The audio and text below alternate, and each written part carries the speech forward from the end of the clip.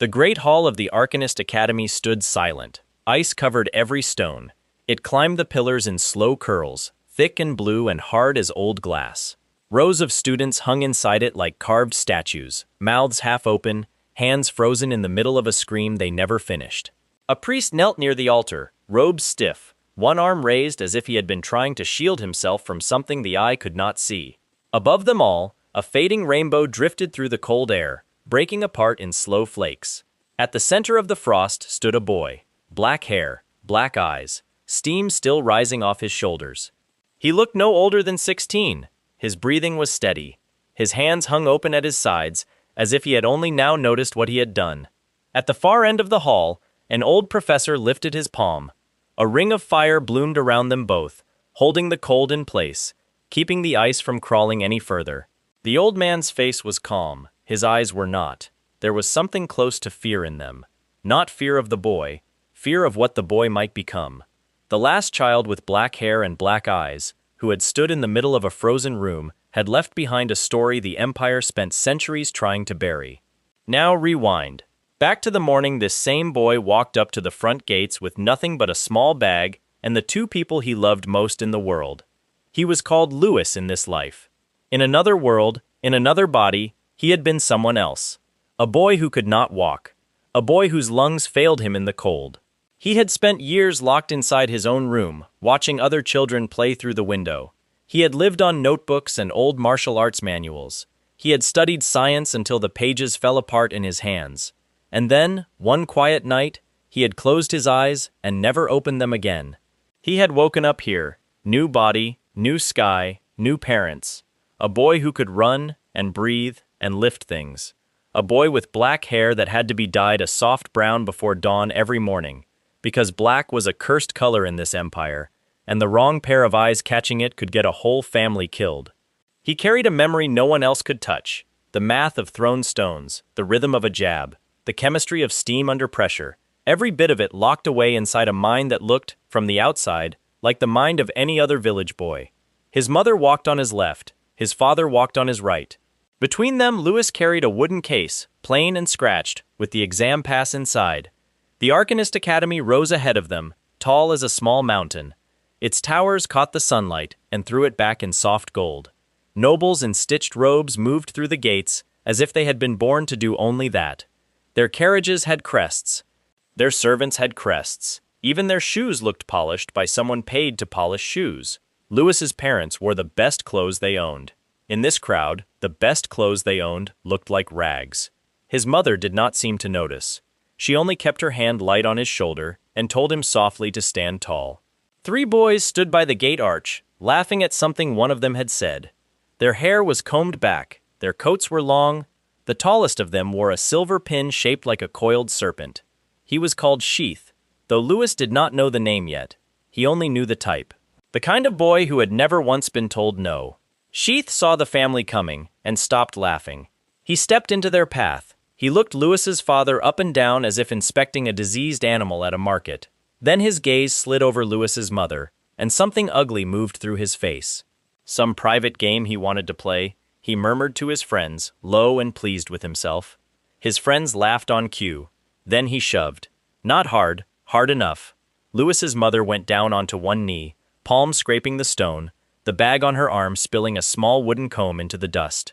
She made a sound, not a cry, only a startled breath, quick and quiet, the sound of a woman who had been taught not to complain in front of her son. The world went very still inside Louis's chest. His hand moved before his mind did. His father caught his wrist, firm, steady. His father did not look at him. His father was watching Sheath with the flat, tired eyes of a man who had lived long enough to know exactly what happened to commoners who struck a noble at the gate of a place like this. His mother rose and brushed off her skirt. She picked up the comb. She looked at her son with a small, tight smile that was not really a smile. She told him gently that today was his day, not theirs, that he only needed to walk through those gates. That was all she wanted from him. Louis lowered his hand. He looked at Sheath's face and filed it away, feature by feature, the way one might file the shape of a lock before coming back with the right key. Then he walked forward. Beyond the gates, the grounds opened wide. Marble paths, fountains, grass so green it looked painted. At the far end stood a broad staircase leading up to the first examination hall. A senior in a black uniform waited at the top, one hand loose at his side, the other resting on the hilt of a wooden practice sword. That was the first test. Every applicant had to walk up those steps and take a small brass pass from the senior's hand. Simple. On paper.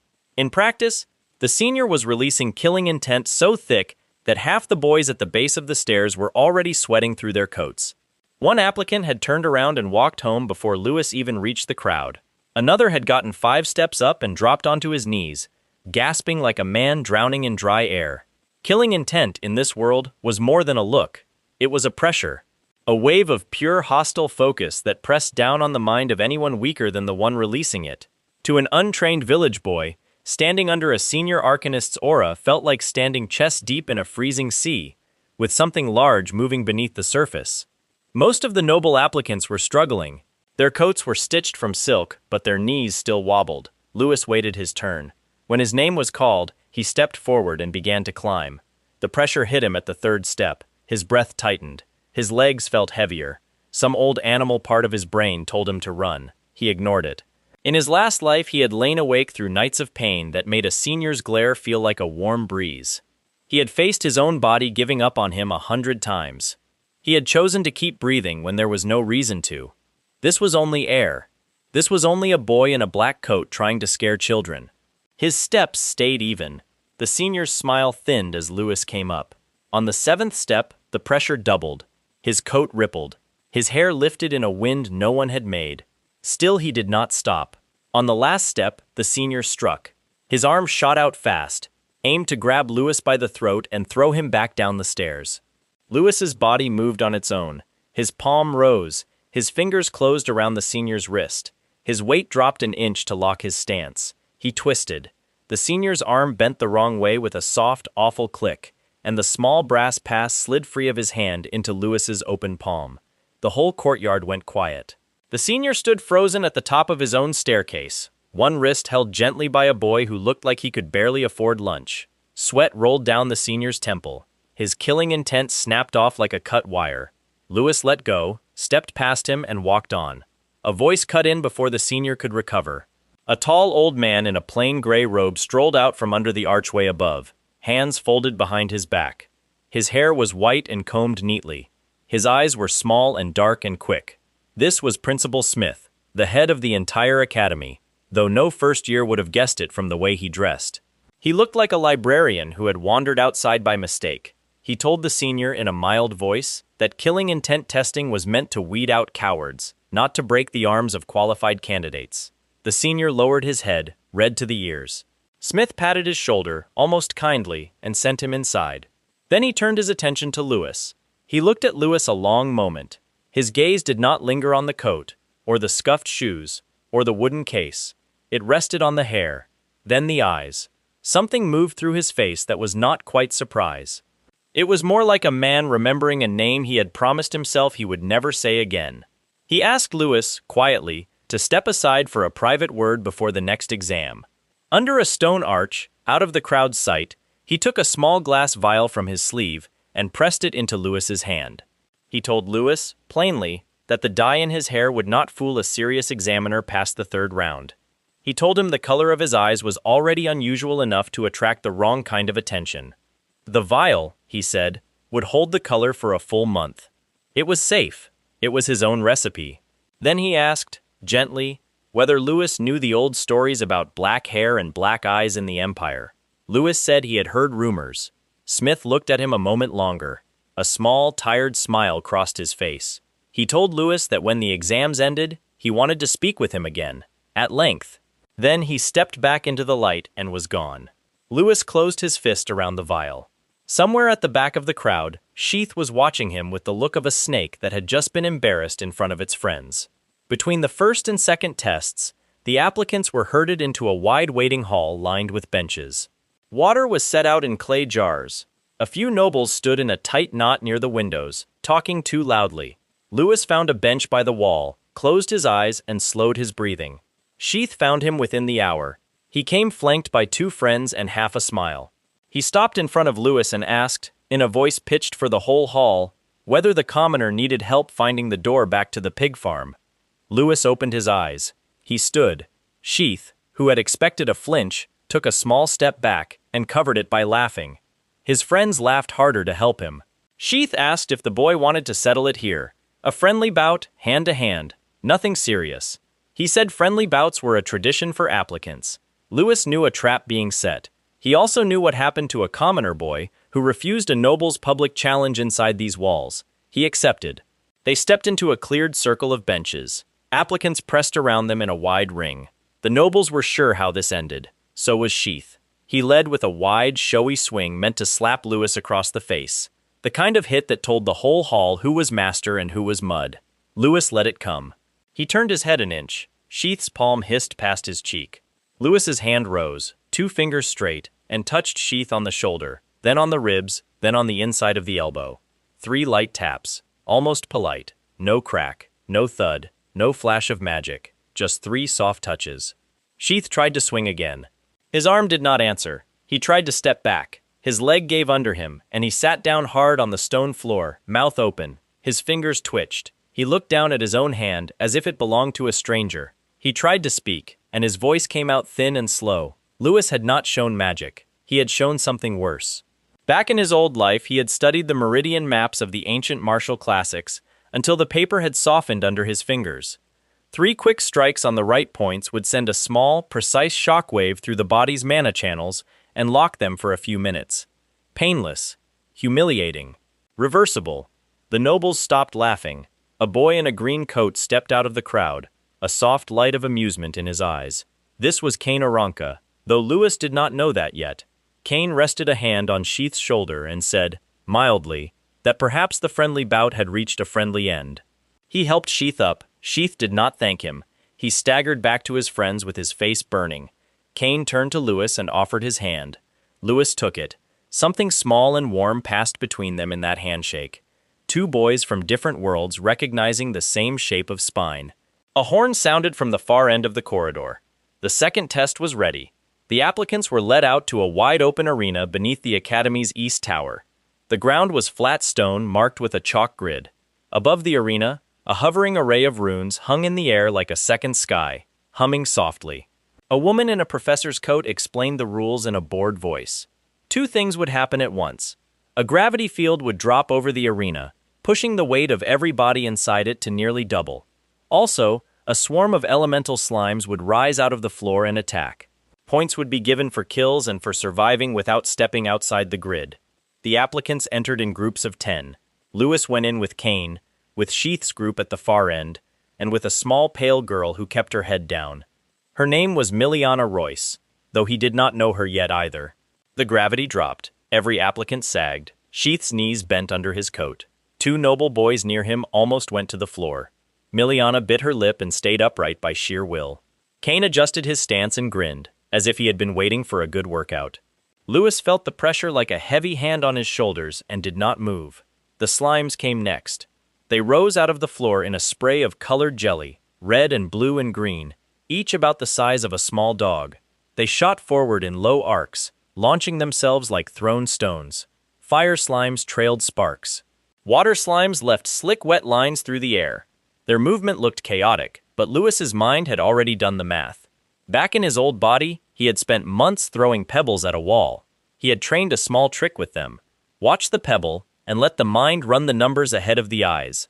The old text called it thinking with the back of the head, letting the small brain at the base of the skull do what the front brain was too slow for.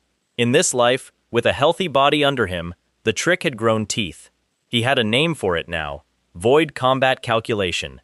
When it turned on, the world slowed and every moving thing left a soft line in the air showing where it was going next. The slimes left lines. He read the lines. He drew his sword. The first slime came at him fast. He did not dodge. He timed a swing to meet it at the point where its arc would put its body on the tip of his blade. It burst in a wet green splash. The second came at him low. He stepped through the arc and struck it as it climbed.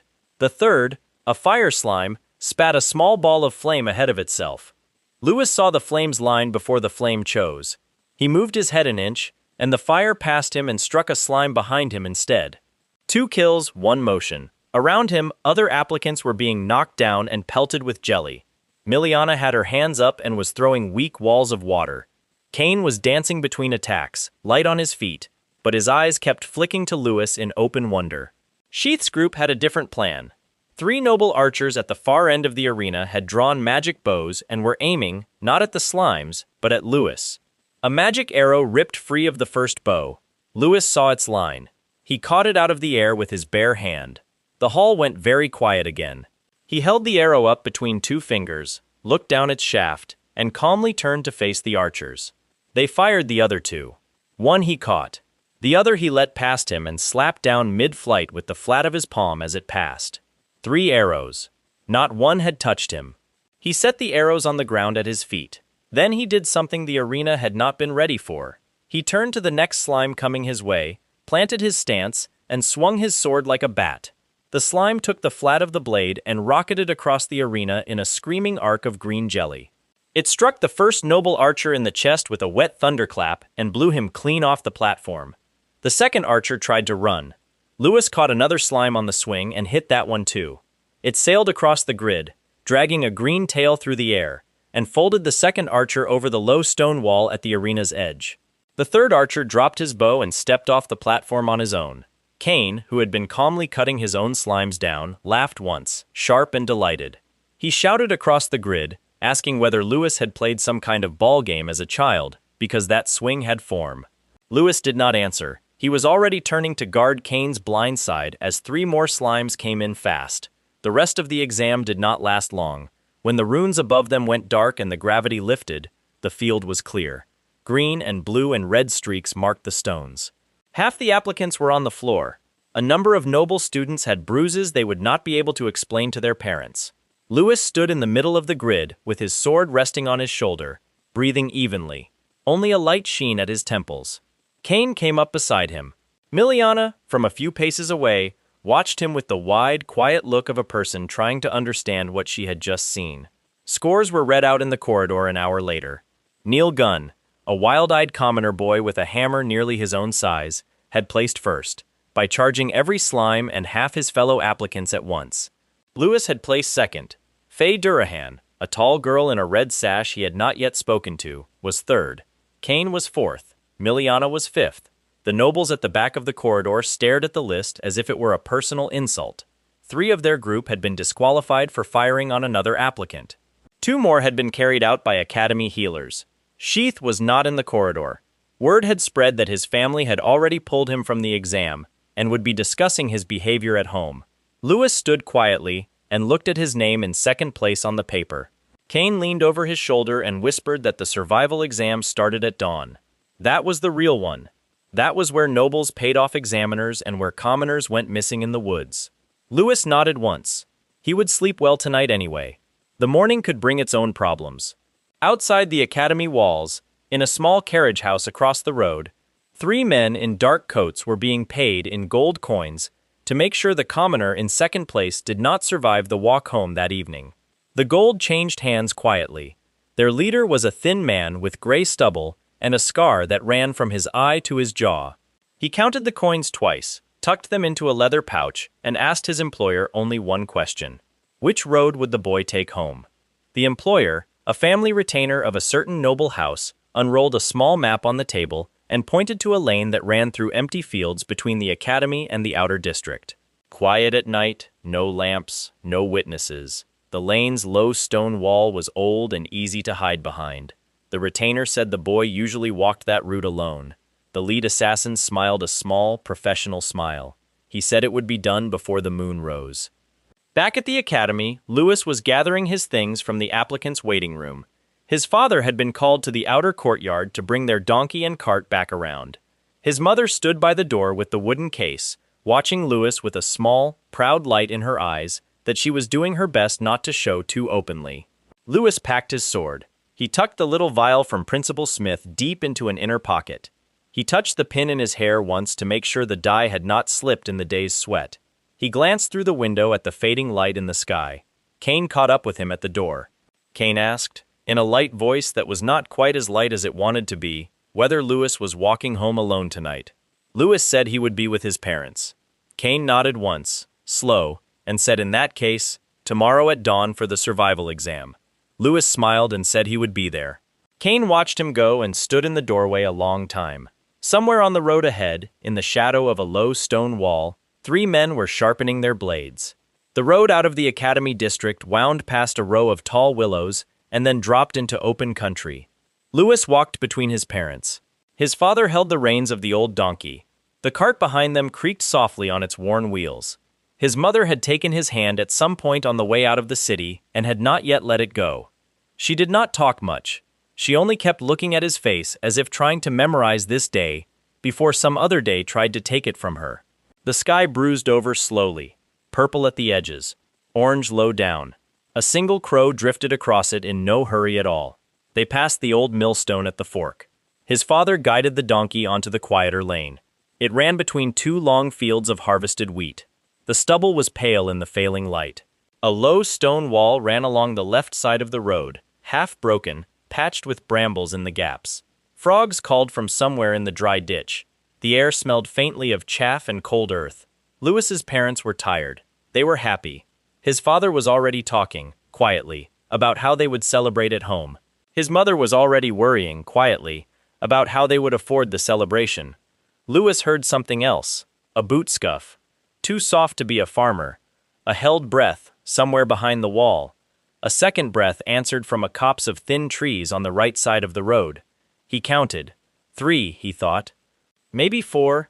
He kept his face still. He asked his mother, in a light voice, whether she remembered how their neighbor's old ox had once refused to cross this exact stretch of road because a wolf had frightened it here as a calf.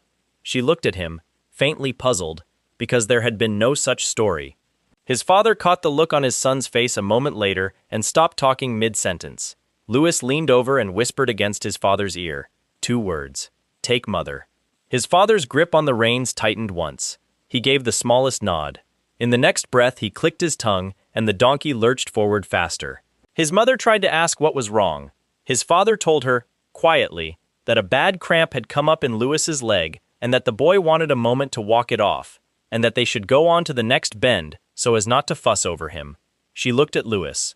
Lewis smiled at her. It was a small smile, but it was steady enough to hold. She let his father hurry her along. The cart drew away up the road. The creak of its wheels faded slowly into the frog song. Lewis stood alone under the last of the light. He heard the boots move. 3 shapes rose out of the shadow of the low stone wall. A 4th ducked out from behind the tree copse and cut in behind him. 4 then, not 3. Each wore dark cloth wrapped tight around the face. Each held a short blade of a kind favored by killers who wanted quick, close work. The lead man had a scar that ran from his eye to his jaw. Even in the dim, the scar caught what light there was. The scarred man spoke first. He did not use names. He said only that the boy should kneel and take it clean, and no harm would come to the woman on the cart. Lewis heard the threat under the offer. If he ran, they would go after his parents. His breath slowed. Old habit from the last life. Long, quiet, low into the belly. He counted heartbeats. He let his shoulders go loose. He let his knees soften. The world narrowed to the 4 men in front of him, and the dry ditch to his left, and the low wall to his right, and the small pale moon just now lifting over the far tree line. The scarred man flicked 2 fingers. 2 of the killers moved in. They came fast, low, one at his front and one at his side, blades held tight against their forearms in a hidden line. Lewis dropped, not back, down, straight to the road. He rolled once across the packed dirt and came up inside the guard of the closer man, one hand on the man's blade wrist, the other flat against the man's throat. He drove 2 fingers up under the jaw at the soft angle where breath lived. The killer made a small, wet sound and folded. The second man was already turning his blade.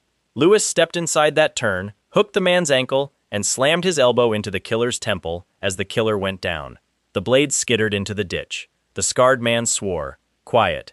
He waved the third killer wide and drew, himself, from a long fold at his back. Not a short blade. A warhammer, black metal, its head carved with lines of a rune Lewis did not know. A wind sang softly around its head, like the low note of a distant flute. This was a professional, a ranked mage warrior, master rank, at a guess. Not the sort of man a family retainer bought for pocket gold. Someone had spent a fortune tonight. The third killer came at Lewis from the left. Lewis met him in 3 quick beats. A stop on the wrist, a twist, A hard palm strike to the sternum. The killer went into the low stone wall and did not come off it. The scarred man swung his hammer. Lewis felt the wind before the metal. A whole column of pressed air came ahead of the head, aimed at his chest. He turned his body sideways, and the air ripped past him and shredded a patch of stubble in the field behind. Small stones from the road jumped. That single swing had missed, and had still nearly killed him. He backed off 2 steps. He measured. The scarred man came in again, hammer high, and this time Lewis did not try to meet the swing. He slipped under it. He took 2 fast steps and drove his palm into the scarred man's ribs, low, right under the last floating rib on the left side. The scarred man grunted. He also did not go down. Lewis's fingers ached from the impact. The killer's body was denser than a normal man's body. Man aligned the muscle like tight cord. This was going to take more than a clean strike. The hammer swung back at him low. He jumped it and lost skin on his shin as the wind grazed him. He landed off balance. The scarred man was fast for his size. The next swing came down at Lewis's shoulder before Lewis had his stance back, and Lewis had to throw himself sideways into the ditch to keep his head on. He hit dry weeds, rolled, came up muddy. The scarred man watched him from the road with a small, satisfied nod, the way a butcher nodded at a cut of meat that had finally started to behave. Lewis pressed a hand to his side. His ribs were bruised, not broken, yet. He had 1 card. A trick from the martial classics, playing dead. If a killer thought his target was down, the killer stopped watching for a threat and stepped in to check. And a body on the ground, if the mind stayed alive inside it, could still deliver 1 clean strike from the floor. He let his knees give. He dropped into the ditch weeds. He arranged his arm as if he had fallen wrong on it. He softened his eyes. He held a slow, shallow breath, and he stopped moving. The scarred man waited. Lewis waited longer. At last, the scarred man walked to the edge of the ditch. Boots crunched on gravel. The hammer tapped once against the man's own thigh, a small, idle sound. He looked down at the muddy boy who had cost him more effort than a boy that age should cost anyone. He crouched. He reached out a gloved hand for Lewis's throat, to be sure. Lewis moved. His hand snapped up, 2 fingers straight, aimed under the jaw at the same soft angle he had used on the first killer. He put every scrap of speed he owned into it. The strike hit clean. The scarred man rocked back. His eyes flared with pain. He should have gone down. He did not. A silver line of light flickered over his throat as the strike hit. A ward. Some prepaid protective enchantment, layered on his skin under the black cloth. Lewis felt the recoil buck up through his own wrist. The scarred man snarled and caught Lewis's forearm and yanked him bodily out of the ditch. Lewis's back hit the road, hard. The hammer came up. Above him, above the raised hammer, the small, pale moon looked down without any interest in what would happen next. Lewis's chest went cold. Something inside him cracked open. Not fear. Something older. Some part of him that had spent a whole other life being kicked in the ribs by a world too heavy for a boy who could not walk. Some part of him that had promised, in some quiet hospital night long ago, that if he ever got another chance to be a body that worked, he would not die on his back with a man standing over him. The cold reached his eyes. The dye in his hair began to run. It ran because his skin ran cold sweat, and because the aura pouring out of him now was more than sweat could hold. Streaks of black bled down his brow. His hair, strand by strand, darkened at the roots and kept going. His eyes, when he opened them fully, were not brown any longer. They were black, all the way through. Whites and iris, gone the same deep colorless dark. A pressure rose off him in a slow, quiet wave. The scarred man froze mid-swing. He had felt fear before. In his line of work he had felt it many times, on the giving side and the taking side. This was different. This was the fear of a small animal in tall grass that smelled, without knowing why, that a very large thing had just noticed it. He tried to bring the hammer down anyway. His arm did not answer. Behind him, the 2 killers who could still stand backed away without meaning to. Their boots scraped the dust. One of them was making a low sound in his throat. He did not know he was making it. Lewis rose from the road slowly. He rose the way a man rises out of deep water. His mud-stained coat clung to him. His hands hung loose. His breath came in long, low pulls. He was not smiling. He did not look angry. He looked, for a single long heartbeat, like a much older person wearing a boy's face. The road went quiet. Even the frogs stopped calling. Somewhere far up the lane, past the bend, the cart had halted, because Lewis's father had felt something in the air that no farmer should have to feel, and had not been able to make his own hands move on the reins. The scarred man tried to speak. He did not get a word out. A crack of white light split the sky above the road. Thunder followed at the same instant. Wind rushed down in a spiral so fast the stubble in both fields flattened as if a great foot had come down between them. A funnel of pale lightning touched the road behind the scarred man and stayed there, spinning slow. Out of the funnel walked Principal Smith, the librarian in the gray robe, hands folded neatly behind his back, as before. Only now the air around him hummed at a pitch that made teeth ache, and every hair on the scarred man's arm stood straight up. Smith looked at Lewis first, not at the killers. He looked at Lewis a long, careful moment. His eyes went to the black hair, to the black eyes. He read them the way a doctor reads a fever. Then, and only then, he turned his attention to the scarred man with the hammer. He asked, in the same mild voice he had used at the academy gate, whether the gentleman with the hammer had any last requests. The scarred man tried to swing. 2 more thin lightnings dropped out of the sky. They took his hammer arm at the shoulder and his other arm at the elbow. He did not scream. His body simply folded to the road, still living, still breathing, arms lying where they had fallen. The last 2 killers ran. They made it 3 steps before a third small tornado rose out of the grass in front of them and, with a soft crack, laid them out flat on the road as well. Smith walked over to Lewis. He crouched beside him. He took a small blue vial from his sleeve. He tilted Lewis's chin up, gently, and put the vial to Lewis's lip. He murmured something old and slow, in a language that was not the Empire's common tongue. The vial's contents glowed once inside Lewis's mouth as he swallowed. The pressure on the road eased. The black in Lewis's eyes drained back to a normal brown, slowly, from the outside of the iris inward. The heat left his skin. The strange older look in his face lifted, and he was a tired boy again, with mud on his coat and a cut on his shin. He looked up at Smith. Smith did not scold him. Smith only smiled, small and tired, the way a grandfather smiles at a grandson who has just done something very impressive and very foolish at the same time. He helped Lewis stand. He brushed dust off the boy's shoulder with the back of his hand. Then he told Lewis, gently, that he would like very much to walk him home tonight. Up the lane, the cart came back into view. His mother was down off the cart and running the last few paces before she remembered she was a grown woman and not supposed to run. His father was right behind her. Neither of them asked, at first, what had happened. They only touched his face and his shoulders and made sure he was in one piece. Smith stepped aside politely and let them have that minute. He said nothing about assassins to Lewis's parents. He said only that he had been on his way out to see the boys home and would be honored to share tea. Lewis's mother, still shaking, still holding her son's sleeve in one hand, invited him at once. She would have invited a stranger who arrived at that moment. She would have invited a thief. The bodies on the road were left for a patrol, Smith mentioned quietly to the empty air, as if he expected the air to carry the message where it needed to go. It seemed the air did. They walked the rest of the way home together. The orphanage sat at the end of a narrow lane on the far side of the little town. It was a low wooden house with a patched roof and a small yard where 3 chickens were arguing over nothing. A kind-faced woman came out to meet them at the door. This was Latiella, who had raised Lewis in this life. She took one look at the mud on his coat and at Smith's gray robe and at the 2 silent parents at his sides, and she asked no questions in front of the man. She only put water on the fire. Inside, the room was small and warm. A long wooden table filled most of it.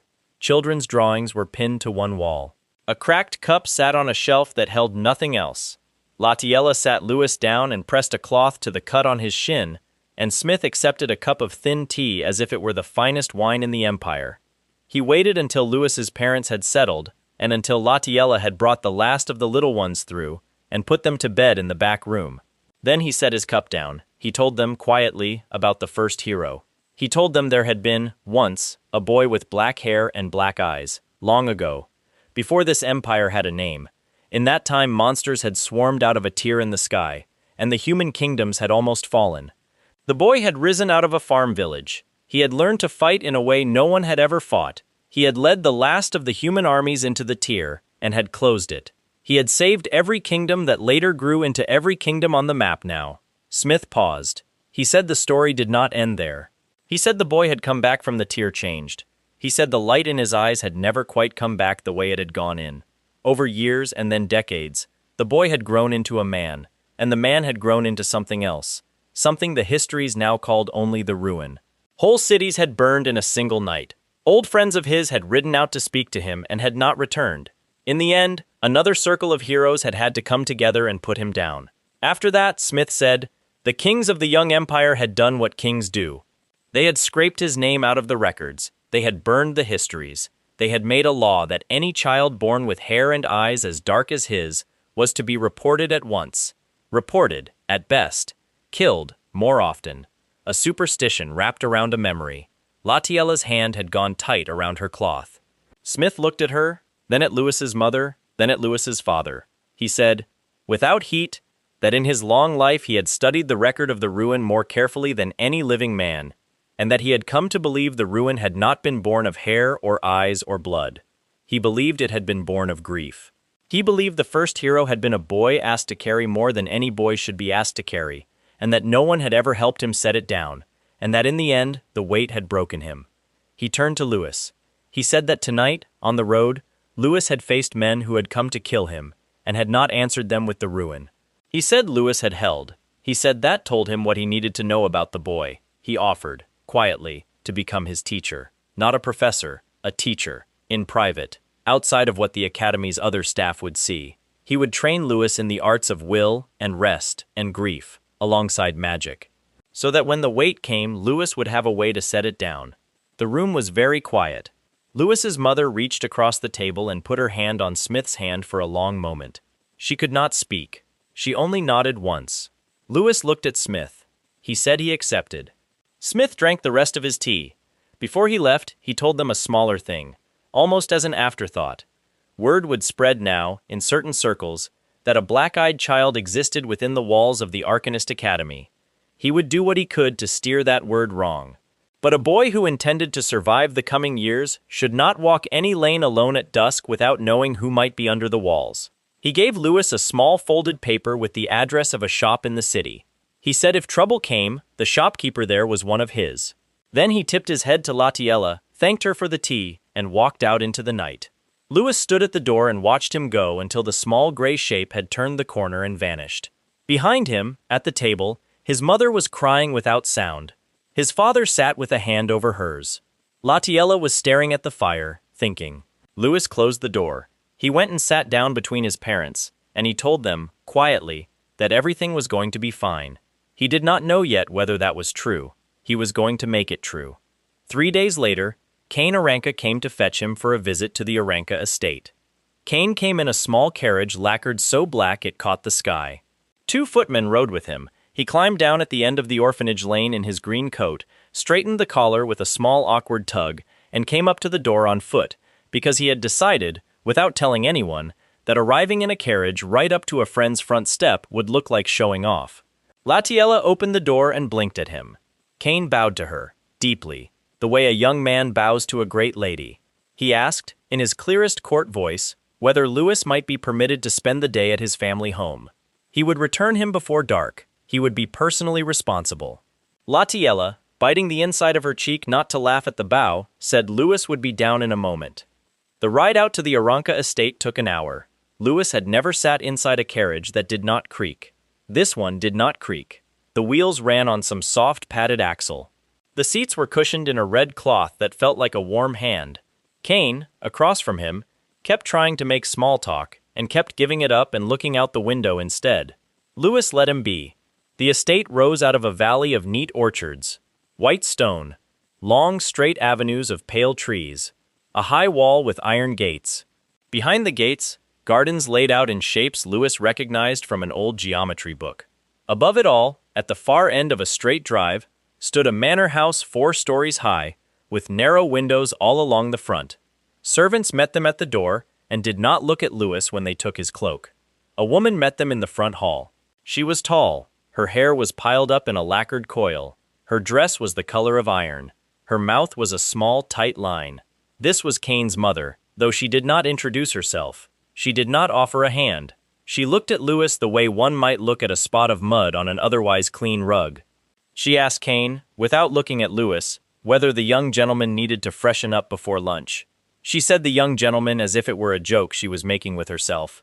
Kane's face went a shade darker. Louis smiled, small, and said he was quite comfortable. "Thank you." She turned then and looked at him directly. She said, in a mild court voice sharp as a knife, that she understood he was from a foundling house. She said she understood such places worked very hard.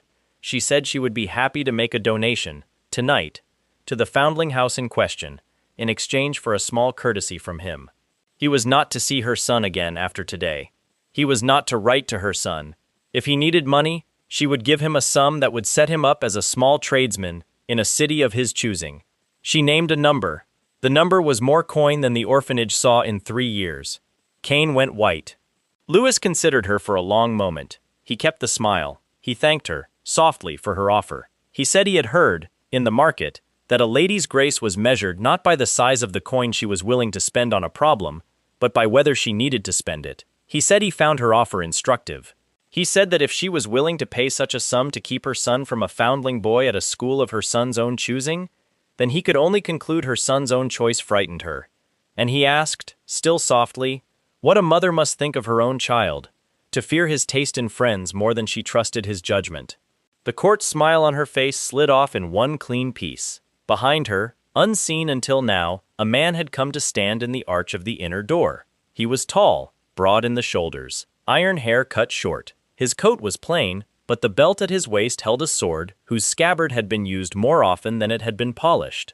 His eyes were pale gray and very still. He had heard the last exchange. His wife turned. She saw him. She swallowed the answer she had been building. He walked past her without a word. He stopped in front of Louis and looked down at him. He did not speak at first. He only looked. His pale eyes ran over Louis's face and shoulders and hands the way a man looks over a horse he is thinking of buying. Then, without warning, he released his aura. The pressure fell on the front hall like a slab of hot stone. The chandelier above the arch rattled once. A small vase on a side table cracked down the middle without falling. 2 servants at the far wall dropped to one knee and did not know they had done it. Kane's mother, who had lived with this man for 20 years, put a hand on the doorframe and stayed on her feet only because she had had practice. Kane went pale in a different way now. Not fear for himself, fear for Louis. He opened his mouth to speak and could not find air for it. Above William Aranka's shoulders, the aura took a shape. It was not a real thing. It was a picture the eye drew because the mind could not carry the weight any other way. A great pale lion, half again the size of the man, standing at his back. Its mane hung heavy. Its eyes were the same still gray as his own. It did not roar. It only breathed, slow and even, and every breath pressed the air a shade thicker. This was the killing intent of a Grand Master. Half the applicants at the academy exam would have fainted by now. The senior at the staircase had been a candle held next to a bonfire. Louis stood where he was. He did not brace. He did not sink his weight. Those were tricks for a lesser pressure. Against this, a stance meant nothing. Only the mind meant anything. He remembered the road 3 nights ago, the pale moon over a raised hammer. His own breath going cold. He remembered, further back, a much smaller room, and a boy in a bed who could not walk, listening to the shouting of nurses in the corridor and deciding, alone, that if there was ever a next chance he was going to meet it standing. He drew breath from the very bottom of his belly. He straightened his back. He looked William Aranka in the eyes. Something in him answered the lion. He did not summon it. He could not have said how it rose. Only that the room seemed to hold its breath, and a long shape uncoiled behind him from nothing, and lifted itself higher than the lion's mane. A dragon, not the great scaled beast of the western banners, something older, a long serpent form of a color that was not really a color at all, more like a place the light had refused to enter. Its head hung above Louis's shoulder. Its eyes were as black as his had been on the road that night, only calmer. The 2 auras met in the air between them, and the chandelier's crystals sang, high and thin. Kane's mother made a small sound and stepped back through the door. Louis did not know he had done it. He knew only that the pressure in the hall had stopped growing. It had met something. And that something, right now, was him. William Aranka's gray eyes did not widen. They narrowed, a fraction, the way the eyes of a man narrow when a fact he had assumed turns out to be wrong. He held the pressure a heartbeat longer. Then he let it go. The lion behind him softened and was gone. The dragon behind Lewis went with it, back into whatever place inside him it had come from. The vase on the side table finished its long, slow crack and fell in two neat halves onto the wood. William watched Lewis a long moment. He said, at last, in the flat, plain voice of a man who wasted nothing, that the boy had a spine. He said he had felt 3 spines like it in a life longer than the boy could imagine. Then he turned his head, without moving the rest of him, and told his son, still without heat, that he would learn from his friend today, not the other way around. Cain closed his mouth. He nodded once, fast. William walked out of the hall as if nothing at all had happened. Cain's mother did not come back to the door. Lunch happened somewhere in the manor. Lewis would not later remember much of it. Trays came in. A soup was set down. Someone poured wine that neither boy touched. Cain kept looking at him across the table as if he expected Lewis to sprout wings between courses. Lewis ate what he was given and said polite things about the bread, because in this life or the last, polite things about bread had always worked. After lunch, Cain took him out to the training yard behind the manor. The yard was long and rectangular, paved in flat white stone. Wooden racks along the walls held every weapon a young man might need to make his elders proud. Spears, long swords, halberds. 2 racks were full of the Aranka family's specialty, thin thrusting swords with straight guards, the blade so narrow it looked painted on the air. Cain had trained with those from the age of 5. He walked past them without looking. He led Lewis to a smaller rack in the corner. 2 matched daggers hung there. Their handles were plain wood. Their blades were short and single-edged, the kind of blade a man used at close range in tight quarters. They looked like an afterthought in this house.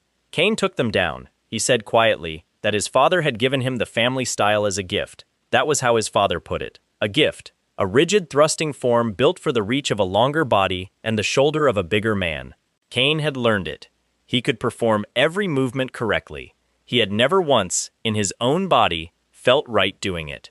He had woken up more mornings than he could count, and dreaded the training yard, not because the training was hard, but because the shape did not fit him. He said the family called him lazy for it. He asked Lewis, without looking at him, whether Lewis thought a man's style should fit his frame. Lewis said a hammer did not care what a nail wanted. A hammer worked because it was shaped for the hand that held it. He said the same was true of a fighting form. A form that did not fit the fighter was a form that only worked if the fighter cheated, and cheating in a form ate a man's confidence, silently, 1 session at a time. Cain's shoulders came down a fraction. Lewis took one of the daggers. He turned it in his hand. He asked Cain, mildly, if he had ever noticed how his wind affinity liked short, quick pushes rather than the long, steady pull a spear or long sword wanted. Cain nodded slowly. Lewis handed the second dagger back to him. He said Cain's frame was light and quick. His wind affinity was quick. He liked short movements, short reach, short bursts of speed. A long, straight thrust was almost the opposite of what his body and his magic were built to do. If he was going to fight in this life, he should fight the way his body already wanted to. They started slow. Lewis walked Cain through a simple footwork drill first. Not court forms, something older. A change of weight from one foot to the other on an offbeat. A pause a fraction longer on the outbreath. A shortcut of the body angle to the left, just as the opponent read a right.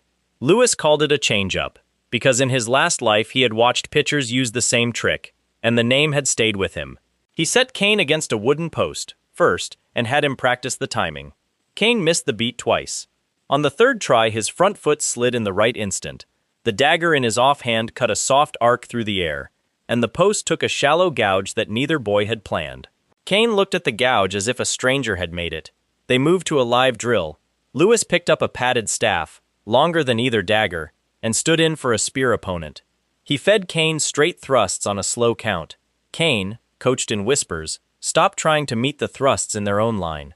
He began stepping off the line, small, on the change-up beat, and letting the point pass into empty air. The daggers came in on the follow, shortcuts, almost polite. A tap on the elbow, a tap on the ribs, a tap on the wrist. Places that would end a real fight without ending a real man. By the 12th pass, Cain was smiling. He did not seem to know it.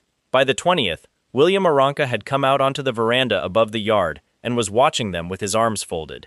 He watched a long time. He came down at last, quietly, and asked Cain to attack him.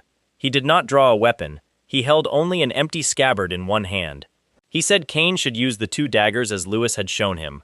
Real intent, no holding back. Kane paled. Lewis stepped in beside him and said, mildly, that he would attack too. From the other side. He said no fair test came from one boy alone against a grandmaster. William tilted his head a fraction, as if amused, and nodded once. They came in together. Lewis went low on the left, an empty hand aimed for the ribs, the other hand hovering by the collar. Kane went high on the right, the daggers set for the change-up beat, wind gathering soft around his heels. William turned like water.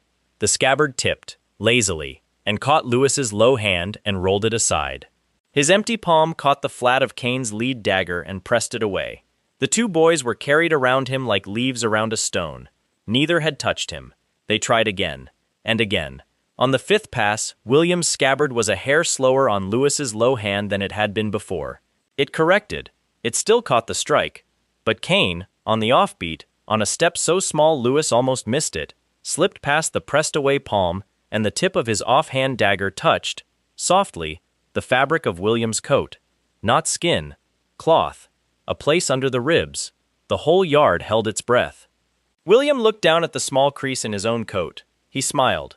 It was a very small smile. It did not reach his eyes. It did not have to. Kane's whole face rearranged itself in one heartbeat, as if a bone he had not known was crooked had been quietly set right by a hand he had not felt. William stepped back. He set the scabbard against his shoulder. He said the boys were done for today. He told Kane the daggers were his if he wanted them. Then he turned his gray eyes on Lewis for the second time. He did not thank him. He said, in that same flat voice, that if a day ever came when Lewis needed a sword at his back that Kane could not supply, he could send a word to this house, and one would come. He did not name what he meant by a sword. He did not have to. He walked back up the veranda steps and was gone before either boy had answered. Kane sat down abruptly on the white stones. Lewis sat down next to him. They said nothing for a while. Then Kane, staring at his own hands, said quietly that this had been the first time in his life that his father had looked at him without pity. Lewis let that sit in the sun a moment. He clapped Kane, once, on the shoulder. He said pity was cheap. Respect had to be earned. He said Kane had just started earning it, and that his father, whatever else he was, seemed to know the difference. Kane drew a long breath. He wiped a hand across his eyes, without pretending he was not wiping it. Later, in the Manor's library, he pulled a stack of books off a high shelf and pressed them into Lewis's arms. Curriculum texts, first-year magic theory, basic alchemy, a slim red book on formal court etiquette that Kane confessed he had never once read himself. He said Lewis would need them at the academy and that they cost more silver than the orphanage should ever have to spend. He also, quietly, tucked a small heavy pouch into the top of the book stack. Lewis lifted the pouch a fraction and looked at Kane. Kane refused to look back. He said, to a spot on the wall, that if Lewis tried to give it back he would drop it in the garden pond and neither of them would ever fish it out. He said it was not charity. It was a business investment. He said he expected returns. Lewis let the pouch stay in the book stack. He told Kane, mildly, that as it happened he had a business idea that could use a partner. He explained on the ride back. He had noticed, at the marketplace outside the Academy district, that the perfumes for sale were, without exception, poor.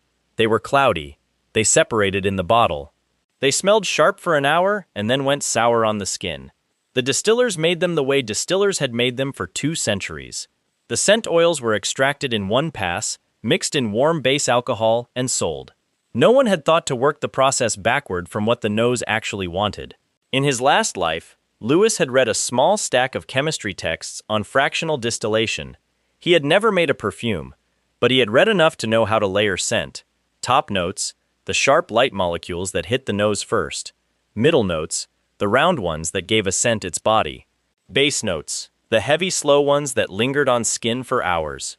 If a distiller pulled the fractions in the right order, at the right temperatures, and blended them into a clean base alcohol in the right ratios, he could make a scent that did not go sour. It would open sharp, settle warm, and last from morning to night. Nobody in this empire was doing that. He told Kane he could build a small still in a back room of the orphanage. He could source rose oil from the market. He could refine it. He could blend it. Kane could handle the front of the shop. The Oranka name on a small perfume house would draw noble buyers. The scent itself would keep them coming back. They would split the profit. Kane, halfway through the pitch, had already begun laughing under his breath. He said his mother would faint when she learned her son had opened a perfume shop with a commoner. He said he would love every minute of that faint. 2 weeks later, a small green bottle sat on the counter of the Burn Village Trading Company on the main road 3 streets from the academy. The shop's proprietor, a broad man with a beard trimmed square, had held the bottle up to his nose that morning and had gone quiet in a way that made his wife suspicious. She had come out of the back. She had smelled it. She had gone quiet in the same way. They had bought all 6 bottles of the first batch on the spot, at a price that made Kane's steward cough behind his hand.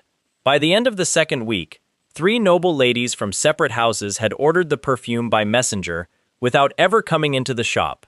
By the end of the 3rd week, a small waiting list had begun to form. The proprietor had had to hire a boy to answer the door.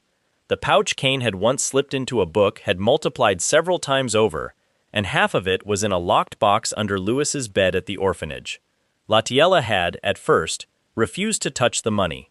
Louis had convinced her to use 1 week's profit to fix the roof and to buy the younger children new shoes. She had cried in the kitchen for an hour where she thought he could not hear. He had heard. He had said nothing. The night before enrollment, he sat on the front step of the orphanage, under a wide autumn moon.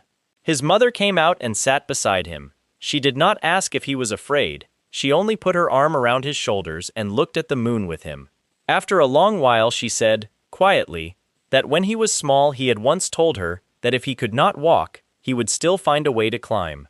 She said she had not understood him then. She said she was beginning to. She kissed the top of his head, hair now naturally black again under Smith's careful spell, hidden under the dye for tomorrow. She went inside. Louis stayed on the step a while longer. The next morning he walked to the gates of the Arcanist Academy in a dark blue uniform coat he had never worn before. Kane met him at the archway. Faye Durahan was already there, tall and red-sashed and smiling in a hard, bright way that suggested she had not stopped thinking about the survival exam. Miliana Royce arrived a minute later, small and quiet and holding her admission letter with both hands. At the center of the courtyard, on a low platform, the incoming class was being sorted into ranks and led in. Neil Gunn, the wild-eyed commoner boy with the hammer, had somehow finagled his way onto the platform as the year's representative. He was giving a speech. It was less a speech than a series of loud statements about pain and joy and the beauty of a well-swung hammer. Half the professors on the stage behind him were staring at him, as if trying to remember which one of them had signed the paper. He finished by raising his hammer over his head and roaring that any classmate who wanted to test his rank was welcome to try today.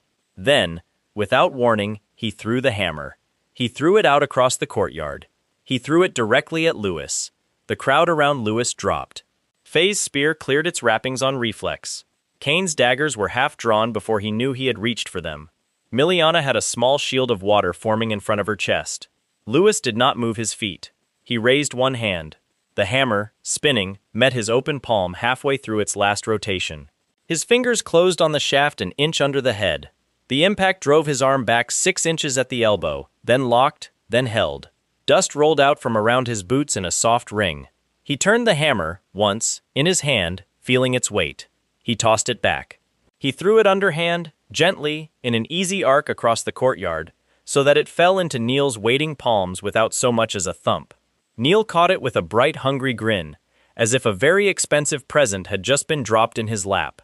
Neil laughed once, loud, and shouted across the courtyard that he liked this batch.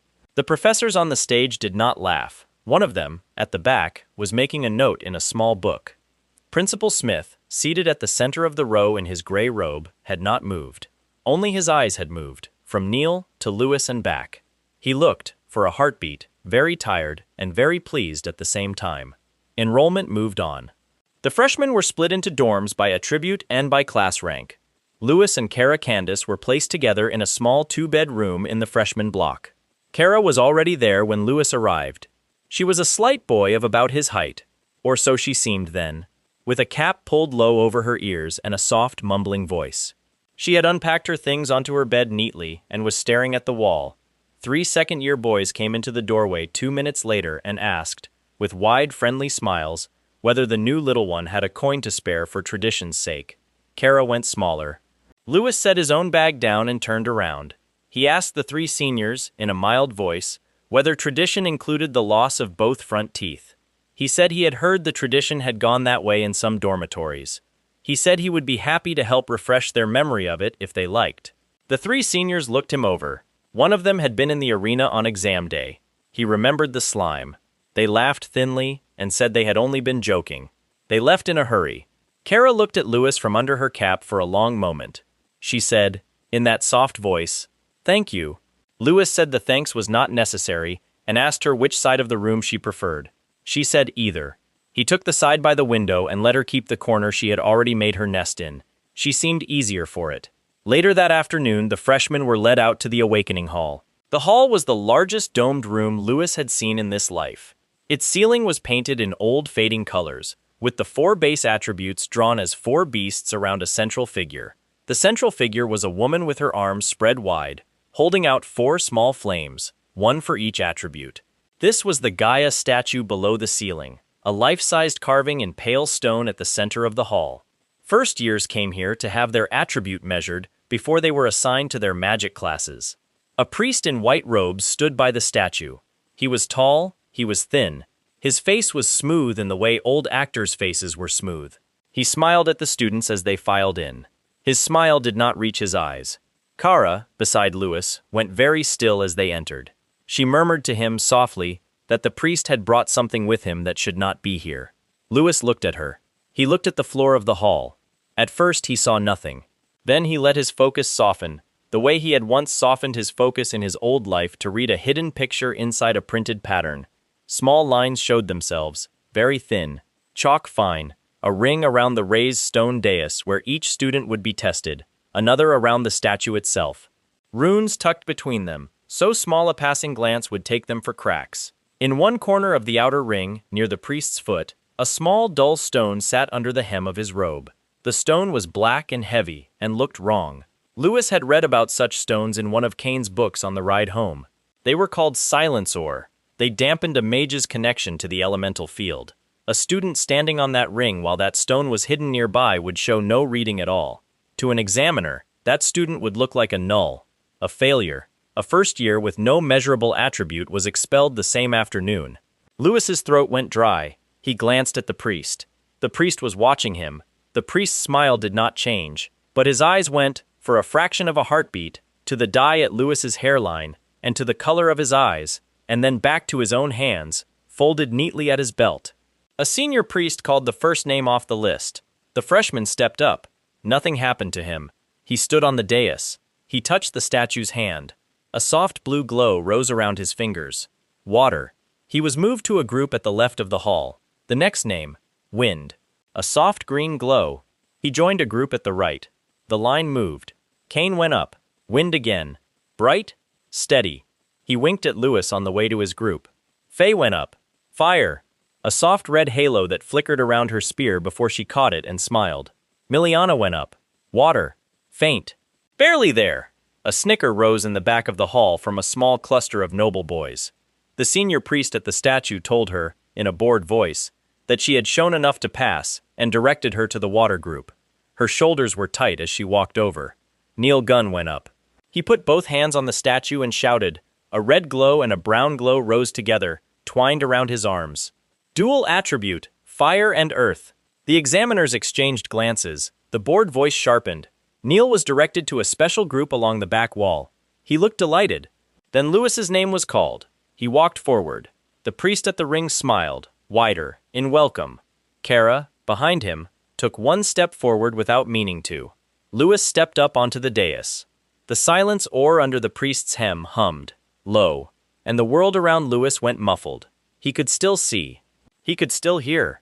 But the field of the room, the fine invisible pressure of elemental particles he had begun to feel over these last weeks in Smith's private lessons, dulled away to nothing. It was like putting cotton in his ears in a busy market. He reached out to the statue's hand. Nothing happened. The priest's smile did not change. The senior at the front murmured to a junior, and the junior wrote something in a book. The murmur was low, but Lewis caught it. Null candidate. Recommend expulsion review. Kane, from his group, went stiff. Faye's knuckles went white on her spear. Kara took another step forward and stopped, because she was a first year, and there was nothing she could do. The priest opened his mouth to declare the reading. Lewis breathed out slow.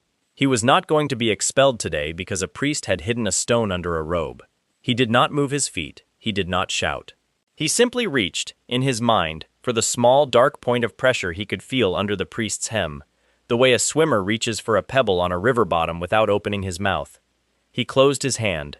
Somewhere on the floor there was a small, sharp crack, as if a walnut had been stepped on. The priest's smile went flat. The silence in Lewis's ears fell away. The room came back in a rush. The field of elemental particles flooded over him again, thick and bright and singing. And, all at once, they answered him. The particles came at him from every direction at once. Blue points of water in the sweat on 100 foreheads. Green whispers of wind sliding in through the high windows. Red pulses of fire in the torches along the walls. Brown weight of earth in the stone under his boots.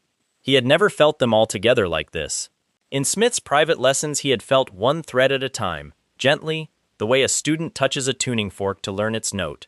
This was every fork in the world struck at once. His mind reached for the water first, because water had been the closest thing to him since he first began to feel the field. The blue points slid to him. They pooled in the air around his hands in a fine mist. Then the wind came, uninvited, curling around his wrists. Then fire, in soft red licks around his forearms. Then earth, in a low brown hum around his boots. 4 attributes at once. In a hall where dual users were rare enough to earn a special group along the back wall. The senior priest at the statue dropped his pen. The junior with the book stopped writing. Somewhere in the crowd a noble boy laughed once, thinly, and choked on the laugh when he saw what was actually happening. Lewis stood on the dais with 4 colored halos woven around his arms, and no idea what to do with any of them. In his last life he had studied fluid dynamics, chemistry, a little physics. He had a mind trained to see systems. Standing here now, with the elemental field opened wide to him after weeks of quiet listening, his mind did what it had always done. It began to run the numbers. Water was a fluid. Water under enough pressure changed. Squeeze it hard enough, in the right way, and its own molecules would lock into a shape that carried them like a solid. There was a name for that state. It was not the same thing as ice from a cold winter pond. It was denser, harder. It could be made warm and still stay solid, because what held it together was not temperature but the crushing weight of its own particles. He did not decide to try it. His mind, given a hall full of loose water particles and a spike of adrenaline, simply reached for the pattern he had once read on a page and pressed. The mist around his hands shivered. Then it screamed. The water compressed itself so fast that a ring of white shock rolled out from him across the stone floor. Where the ring passed, the marble dulled to a soft frost. Where it touched the priest's ring of chalked runes, the runes blackened and went out. Where it touched the little heap of shattered silence ore under the priest's hem, the fragments jumped and rattled against the stone like frightened beetles. The priest stumbled back. The junior with the book fell over his own chair. Above Lewis, a spiral of rainbow light lifted off him and rose toward the painted ceiling. The colors were not from the water. They were the 4 attributes at once, refracting through the compressed water in the air. The spiral turned slow, then fast, then very fast. The first blast of supraeonic ice went outward in a wave. It did not build, it did not grow, it simply was. The air around him crystallized in a single heartbeat into a smooth, pale blue mass that ran outward from the dais in every direction, climbing the pillars, coating the pews, sheathing the statue, sealing the doors. It swallowed the priest's raised hand. It swallowed a row of noble boys who had begun to back away. It swallowed the light itself for a breath, so that the whole hall went dim under the ice like the underside of a frozen lake. The rainbow above kept turning. Lewis stood at the center of it, arms out, mouth half open, the pattern in his mind still pressing because he had not yet worked out how to unpress it. Cain, in the wind group, had thrown himself flat and was mostly ice on his back. Faye, in the fire group, had raised her spear on instinct and now stood inside a small clear pocket of air she had somehow held with pure red magic. Miliana, water attribute, had felt the surge coming and had ducked behind a pew that was now blue glass. Neil Gunn, dual attribute, was laughing loudly from under a shell of half-melted stone he had somehow patched together over his own head. Kara, closest to Lewis, was crouched at the edge of the dais, inside a fine, warm bubble Lewis had made without meaning to, because his mind had marked her, on the way up, as something to protect. Everyone else was frozen in place. Not dead. The ice was not that cold. It held them. Their chests could still move a little. Their eyes could still blink. Their mouths were caught wherever they had been. It was the strangest thing Lewis had ever seen with a body he still could not fully feel through his own shock. A crack of white light split the frost above the dais. Principal Smith stepped through it. He came through the way he had come through the tornado on the road, hands folded behind his back, robe swaying, face mild. He took one look at the rainbow spiral over Lewis. He took one look at the ice on the walls. He took one look at Lewis's eyes, which were, at this exact moment, sliding from brown to black at the edges as the die lost its hold in the pressure of raw mana. He moved. His hand came up, palm out, and a wall of flame bloomed around the dais in a wide circle. It was not fire that burned. It was fire that ate. It touched the ice at the edge of the circle and drank the cold out of it. It touched the rainbow above and steadied the spiral. It touched the air around Lewis and made it warm and quiet and small, so that the world shrank down to the size of a room. Smith stepped into the small room he had made. He put both hands on Lewis's shoulders. His grip was very light. He said, in that mild voice, that this was enough for today. He said the boy could let go now. He said no one would be hurt. He said Kara was safe. He said Kane and Faye and Miliana and Neil were safe. He said the priest was even safe, though he added, dryly, that this was possibly the greater tragedy. Lewis's arms trembled. He let go. The rainbow above the dais slowed, and drifted apart in flakes. The ice on the walls held. The freeze had rooted itself into the stone. Undoing it here, in front of a full hall of students, would be a second miracle Lewis was in no shape to perform. Smith did not seem to think it was necessary. He kept his flame circle tight. He kept one hand on Lewis's shoulder. He turned his head and told the senior priest at the front, without heat, that class was dismissed for the day. He said it in a voice that ended arguments. The senior priest nodded so fast his hat slipped. Smith looked at the priest in white robes then, the one who had brought silence ore into his hall. He looked at that man for a long moment. He said nothing at all. The white-robed priest tried to hold his gaze and did not manage it. He looked at the floor. Smith turned back to Lewis. He said quietly that they were going to leave the hall now by a private door. He said the boy should breathe with him. In 4 counts. Out 6. He walked Lewis off the dais step by step. His flame circle moved with them. The frozen students slid past them like statues in a garden. Kara, freed from her warm bubble as they passed, uncurled from her crouch, and, without being told, fell in behind them. Smith did not tell her to leave. He seemed, in fact, to have expected her. A small side door opened where Lewis had not seen a door before. They stepped through into a corridor of pale stone. The corridor sloped downward. The air here was cool and dry and smelled faintly of chalk and old candles.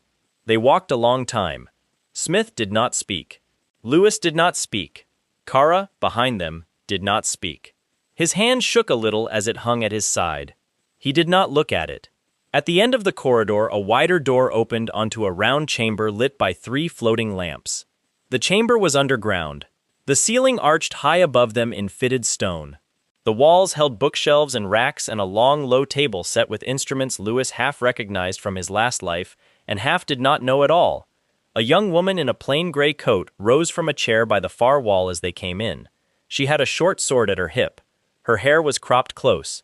Her eyes were sharp. This was Kylie, Smith's confidant and guard, though Lewis learned the name only now. She looked at Smith first, then at Lewis. Her eyes went to the black at the edge of Lewis's irises, and then to the black at his roots where the dye had failed. She did not react to either. She only nodded, once, and went to fetch water and cloth. Smith sat Lewis down on a low bench. He took the little blue vial from his sleeve again. He put it to Lewis's lips. He said the same slow words he had said on the road. Lewis swallowed. The pressure in his chest eased in one long, soft breath. The black in his eyes drew back to the brown. The black in his hair at the roots stayed. Smith would fix that later. For now, it did not matter. No one down here would tell. Kara sat on the bench beside Lewis without asking permission. Smith looked at her. She met his eyes. She said quietly that she had been sent to this school by her father under a false name and a false shape, and that her father knew Principal Smith very well, and that she thought perhaps this was the moment to stop pretending. Smith's small, tired smile came back for a heartbeat. He said he had wondered when she would say so. He said she was under his protection here as she had been since her arrival. He said he had not told Lewis. He said that had been for her to tell, in her own time. She turned to Lewis then. She said, in the softer version of the mumbling dorm voice, that her real name was Kara Candace. She said Candace was one of the largest trading houses in the empire. She said she was her father's only child. She said she had come to the academy dressed as a boy because her family had enemies who would move against her the day her name and her face touched the same page. She said she had been watching Lewis since the dorm, and today, and that she had not yet decided fully what to do about him, but that watching him break a hidden trap in front of the whole first-year class had settled a few things for her. Lewis looked at her a moment. He said her secret was safe with him. She smiled, then, the first real smile he had seen on her face, small and quick, and turned back to Smith. Smith moved on. He wanted to know what Lewis had done up there. Not in the hall, in the ice. Lewis showed him. He talked, quietly, sitting on the bench, about water under pressure. About the state that came when molecules were crushed hard enough to lock. About the difference between winter ice, which was cold water frozen slow, and the ice he had made in the hall, which was warm water crushed fast. He drew on the low table with a bit of chalk Kylie handed him.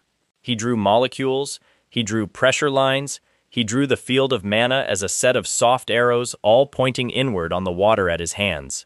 He said if a mage's mind could hold the pattern, and if the mage's mana could supply the pressure, the water would go into the locked state on its own. No cold needed, only weight. He said further that if the pattern could be held longer, the ice would grow harder, almost as hard as fitted stone. He said further that if the pattern could be held with wind wrapped around it, the ice could be made to move. Not just sit, move, slide, cut. Smith listened without interrupting. Kylie listened with her arms folded, chin down. When Lewis was done, Smith said mildly that in his 6 decades in the arcane sciences he had read 3 papers proposing something like this, and all 3 had been shredded as fantasy by the panels that read them. He said the difference now was that a boy was sitting on a bench in front of him who had done it, once by accident. He wanted to see it done on purpose, small, in a controlled room, before the week ended. He asked, gently, if Lewis could try. Lewis held out his hand. He remembered the pattern. He drew water particles from the air around him, only a thimbleful this time. He shaped his mana into a small inward pressure. He pressed. A small clear bead of pale blue crystal formed on his palm. He held it up to the lamp. The bead was warm to the touch. It did not sweat. It did not melt. When Kylie tapped it with the tip of a needle, the needle bent. Smith exhaled, slow. He said, quietly, that this changed the field. He did not explain what field. He did not need to. Lewis understood. They worked on the ice through the rest of the afternoon. Small beads, small blades, small sheets. Smith and Kylie fed him tea and bread from a corner cabinet at intervals so that his mana did not empty out too fast. Kara watched from her bench and asked questions that Lewis, drained as he was, began to find sharp. She asked about volume, weight, whether the ice could be made in bulk, whether it would keep at room temperature, whether it could be shaped in molds, business questions. Lewis answered as best he could. She wrote nothing down. She did not need to. Her eyes kept a ledger of their own. At some point in the late afternoon, Kylie set a small tray of dried potion herbs on the low table for Smith. Smith was working on a private brew for a friend across the city. He did not seem to mind the boy watching. He named the herbs as he ground them. He named the base. He named the binding salt. He named the small drop of wind essence he added at the end for stability. Lewis, half asleep on the bench, watched the mortar and pestle move. His mind, tired as it was, still ran on the numbers behind him. He noticed something. The herbs Smith was grinding were plants. Plants grew from the ground. Plants drank water. A plant, in a sense, was a fusion of earth and water, held together by a slow, steady kind of life pattern. If he could feel water and earth together in a plant, then a mage who could pull the field of both attributes into one mind should, in theory, be able to imitate that fusion. He said it out loud without thinking. Smith stopped grinding. Kylie turned her head. Kara sat up straight. Lewis, half embarrassed at speaking in his tired state, worked the thought out further as he talked. He said the standard doctrine was that elemental fusion was forbidden because 2 base attributes never mixed cleanly in the mind of a mage. He said standard doctrine had also said, once, that ice was only cold water. He said maybe the reason two attributes did not mix was that mages had been trying to mix them the wrong way. Water and earth did not naturally sit next to each other in a mage's field. But in a plant, they already sat next to each other, and the plant did not fight it. The plant used a third pattern to hold them, a pattern that came from life itself, a quiet, steady growth pattern. If a mage's mind could imitate the plant's pattern, maybe he could hold water and earth together long enough to fuse them. Not into ice, not into mud, into wood. Smith set down the pestle. He said quietly that this too had been proposed twice in the last century, by mages both of whom had died before publishing. He said he would like Lewis to try. Lewis tried. He was too tired. The first attempt was a small green sludge on his palm that smelled of pond bottom. Kylie made a small, polite face and wiped it off. The second attempt was a knot of wet dirt with a green thread through it. Smith called that progress. Lewis rested. He drank tea. He tried again in the evening. He held water particles in one part of his mind. He held earth in another. Between them, in a third pocket of thought, he built the plant's slow, steady growth pattern. He pictured a seed. He pictured a shoot. He pictured a seed, gently unfolding. A green thread rose off his palm. The thread twisted and put out a small leaf. Then a second leaf. Then a small woody stem, no thicker than a match.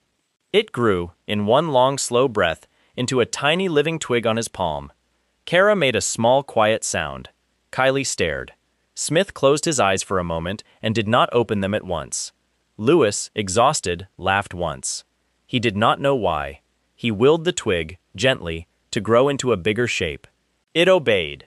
A slender green branch curled up from his palm, put out 3 new leaves, and then, on the outermost leaf, a very small white flower. He willed it back to a seed. It shrank, in reverse, back into a small, hard brown kernel on his palm. Smith opened his eyes. He said quietly that this changed the field. He said the word field like a man saying a prayer. He said further that they would keep this room and this work private. He said the Empire was not ready to know that a first year in his academy had made superionic ice at noon and living wood by sunset. He said the Empire, in fact, was not ready for the boy at all, and the Empire's readiness was not his concern. His concern was that the boy had time to grow before the Empire noticed. Kylie, quietly, said she would set watches on the corridor. Kara, quietly, said her family's people would help if he needed them. Smith looked at her a moment. He said thank you. Lewis fell asleep on the bench soon after. He did not remember being walked back to the dorm, though he must have been. He woke in his own bed in the morning, under a warm blanket he did not remember owning. Kara, in the other bed, was already up and had left a small cup of hot broth on his side table. She was pretending to read a book. She was watching him over the top of it. He drank the broth. He went to class. Physical training was first. The training yard was outdoors and huge. The instructor was Derek, a short, broad man with a face weathered into wood by 20 years of teaching first years how not to die. He walked the first years past a row of iron blocks and told them, in a bored voice, to lift one. Anyone. He said the block a student could lift told him more about the student than any exam paper. Neil Gunn stepped up to the largest block. Neil put both hands under the block. He inhaled. Red manna flickered along his arms. Brown manna rose from his boots. He pressed. The block lifted. He held it over his head. He grinned. Neil grunted, unimpressed, and said 15 tons was a fair start. Neil roared with laughter and set the block down. The nobles hushed. A senior in a black uniform coat came along the edge of the yard as they hushed. This was Jess. He was long-faced and thin-lipped, and had the look of a man who had failed to be popular in his own year and had decided to take it out on the next. He stopped near Miliana, at the back of the freshman line, and looked her over. He said, loudly enough for everyone to hear, that water attribute students should be excused from lifting drills because water users were meant for support tasks, not real work. He said Miliana should perhaps go bring the fire attribute students a cup of tea. He laughed at his own joke. Miliana's face went red. She did not look at him. Faye Durahan's grip on her spear tightened. Kane Aranka's eyes narrowed. Lewis stepped forward. He asked Derek, politely, whether he could take his turn now. Derek waved him on. Lewis walked past the largest block, past the 20-ton block. He stopped at the 10-ton block because he did not need to show off in a physical class, and Smith had asked him to keep a low profile until the ice hall had faded from student memory. He put his hands under it. He straightened his knees. He set his breath the way he had set it on the Assassin's Road. He lifted. The block came up smooth, level, over his head. He held it a moment. He set it down without a sound. The yard was quiet. Derek grunted. He said, in the same bored voice, that 10 tons at a first-year weight class was a fair start. His eyes said something else. They said he had been teaching first years for 20 years and had never watched a first year set a 10-ton block down without a sound. Jess pushed off the fence. He walked over. He put himself in front of Lewis, close, and said in a low voice that a commoner who thought he was clever tended not to finish a year at this academy. He said accidents happened in physical drills. He said Lewis should remember that. Lewis met his eyes. He said, mildly, that he would remember. Jess smiled thinly and walked off. Magic class was after lunch. Professor Sid taught first-year practical magic. He was a small man with a large opinion of himself. He wore a coat trimmed in silver thread that he could not really afford. He assigned Miliana, along with 3 other water students, to a support drill in which they were to spray water on a burning straw dummy while the fire attribute students practiced firing at it. It was, in effect, cleanup duty for the fire class. He said brightly that water students should learn early to know their place. Miliana's eyes went hot. Lewis put his hand up. He asked Professor Sid in a mild voice whether Miss Royce might instead perform a solo demonstration of an offensive water technique for extra credits. Professor Sid smiled, thinly, and said Miss Royce was welcome to demonstrate any solo water technique she liked, on the condition that it break the reinforced knight statue at the back of the classroom. He gestured, grandly, at a statue of an armored knight 10 feet tall in one corner. The statue was carved from stone and layered over with an earth attribute reinforcement spell that was renewed each morning. Professor Sid said breaking it would earn Miss Royce 200 credits. He said failing to break it would cost her 100. He said this smiling because no first-year water student in the school's history had ever broken it. Miliana went pale. She started to shake her head. Lewis stood up. He said politely that if Professor Sid did not mind, he would demonstrate on Miss Royce's behalf. Professor Sid's smile grew wider. He said Mr. Lewis was welcome to try. Lewis walked to the far end of the classroom. He looked at the knight.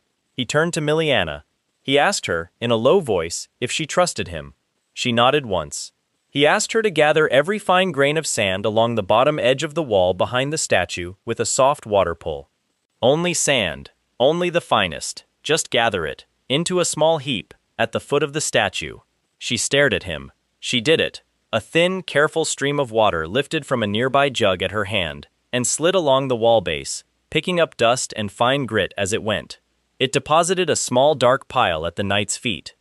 Lewis turned to the knight. He took a breath. He drew water particles from the room and gathered them, tight, in a small ball a foot from his palm, then tighter, then tighter. Then he opened a needle-thin gap in the ball, aimed at the pile of sand at the knight's feet. He pushed. The water shot out of the gap in a hair-fine stream. It hit the pile of sand. It carried the grains up with it in the same stream, at incredible speed, and turned the whole thing into a single hair-fine ribbon of water and sand, moving fast enough to sing in the air.